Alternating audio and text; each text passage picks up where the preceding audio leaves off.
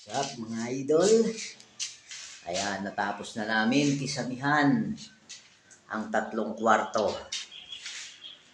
Ayan, isa. Dito naman tayo sa pangalawa. Ayan yung pangalawa. Ayan. Puntahan natin yung pangatlo.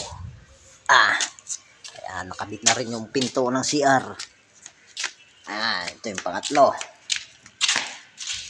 Ayan, kompleto na rin yung kisame. Ilaw na lang ang kulang nito. Pero bahala na yung electrical dyan. Tapos nakapag na rin kami dito sa labas. Tapos na rin yung labas. Ayan. Bukas lalatag na naman kami. Miyerkules. Naku, matatapos agad to bukas.